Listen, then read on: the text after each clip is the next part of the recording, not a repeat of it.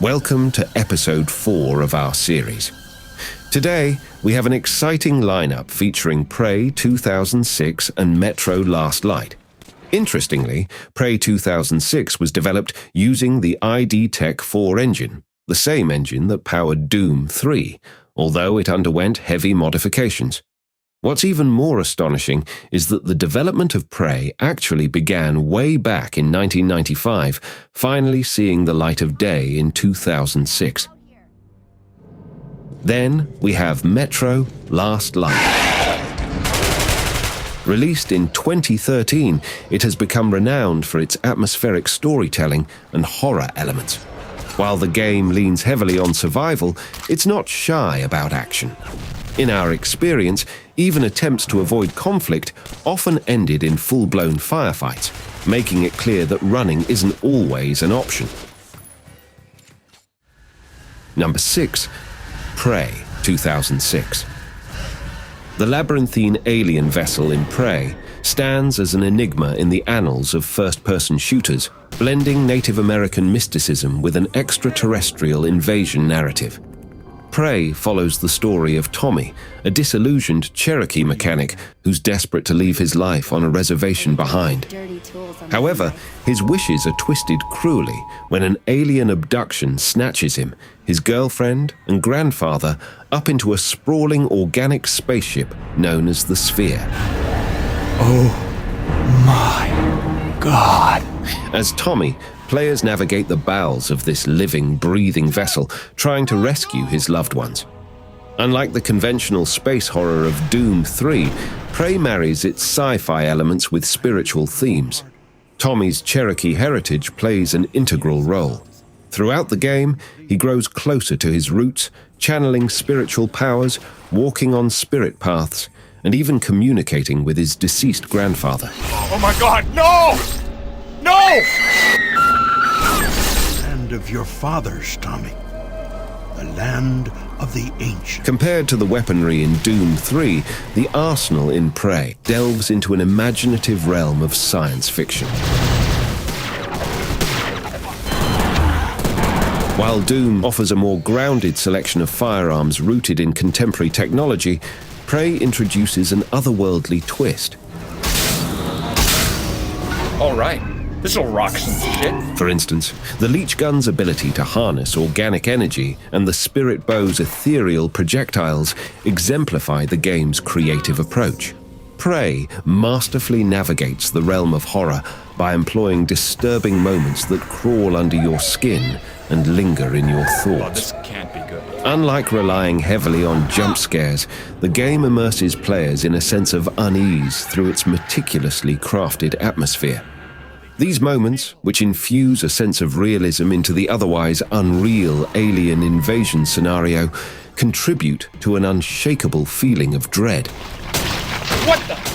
Prey cleverly balances brighter environments with strategic use of darkness, creating a more psychological horror experience that push players into a nightmarish world that challenges their perceptions and sanity. Where the UAC facility feels man-made, cold and metallic, the Sphere is organic, alive and unsettlingly familiar. Walls pulse, doors are made of malleable flesh, and pathways reconfigure themselves. As the laws of gravity became mere suggestions, Prey established a playground where players could reshape their surroundings to their advantage. The rush of navigating intricate mazes by walking on walls or using gravity lifts to soar across chasms added an element of excitement that went beyond standard first-person shooter mechanics. The game's momentum surged as players embraced these unconventional traversal methods, creating a sense of freedom that translated into thrilling gameplay moments. However, beneath these unique gameplay mechanics, there's an echoing sense of desperation in both games.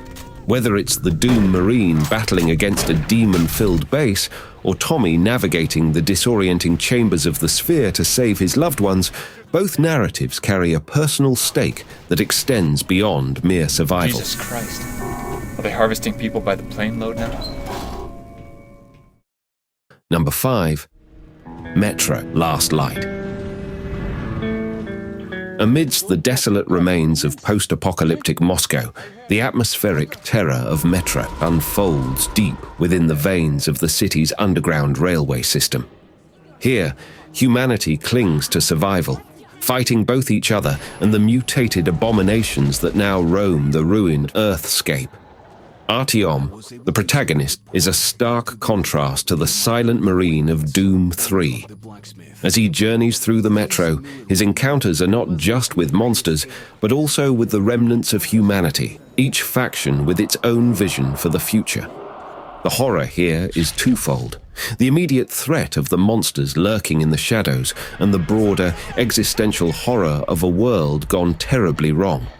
Yet when the threats emerge, be they human or mutant, the gunplay feels immediately familiar.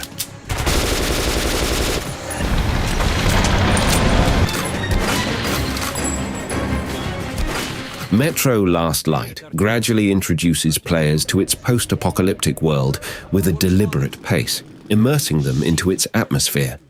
The initial moments may seem measured and contemplative, but this approach enables players to delve deeply into its world.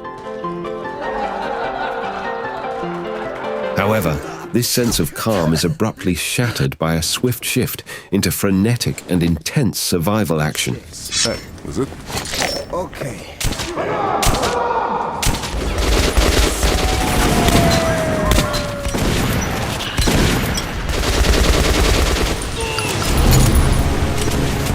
It becomes evident that life is an ongoing struggle in the metro, not only against the ferocious monsters that roam the land, but also against the very people who inhabit it. As the story unfolds, tension escalates, friendships are built, and players confront relentless threats, scarcity of resources, and heart-pounding combat scenarios that evoke a sense of panic. The game embraces the survival horror genre with a focus on exploration that encourages players to immerse themselves fully in its immersive world. Enough of your whining. Nobody's coming. Come on, Mama. Come on. Spread them legs. Oh, please. Unlike the relatively linear progression of Doom 3, the game entices you to explore dark corridors and rooms along your path. This exploration can yield valuable resources like ammunition and mask filters. In these moments, Metro effectively captures the essence of survival horror by not only rewarding curiosity, but also introducing the potential for tense encounters with both friendly and hostile characters.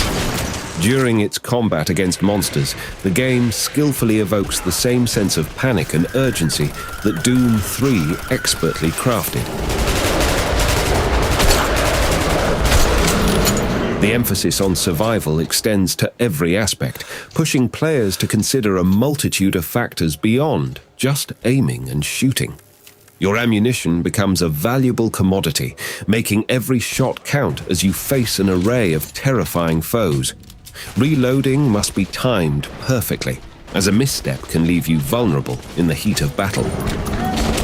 Blood and mud can also obscure your vision and accumulate on your gas mask, forcing you to manually wipe it clean to maintain clear sight. The post-apocalyptic world of Metro introduces a diverse array of enemies that not only enhance the horror experience, but also demand varied tactics to survive encounters. The Watchmen, for instance, employ a chilling howl to signal their presence and hunt in packs. Although individually not too challenging to defeat, their numbers can quickly become overwhelming, making it crucial to strategize and manage your resources wisely. The spider bugs add another layer of fear to the gameplay, as they are often encountered in dimly lit and hard-to-see environments. The haunting, scratching sounds of their multiple legs skittering across the floor forces you to continually scan your surroundings, your flashlight darting erratically to catch any hint of movement.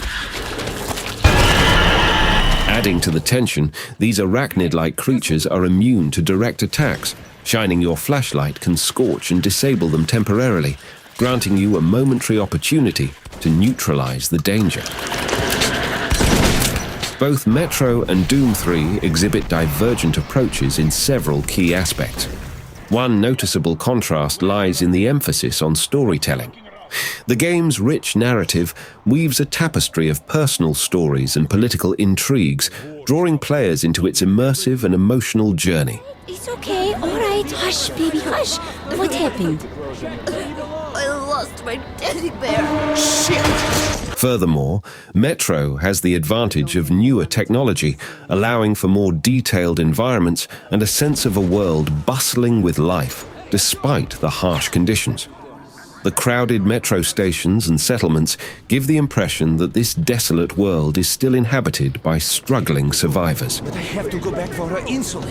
She'll die without it. Both Metro Last Light and Doom 3 excel in their own distinct ways at capturing the essence of horror within their respective worlds by evoking a similar eerie feeling through their distinctive atmospheres.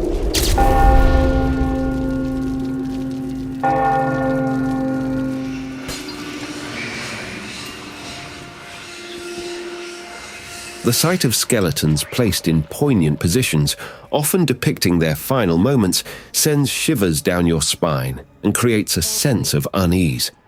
Similarly, in Doom 3, the contrast between the once thriving UAC facility and the grim aftermath of the demonic invasion leaves you with a perplexing feeling, a mixture of nostalgia and disconcertion.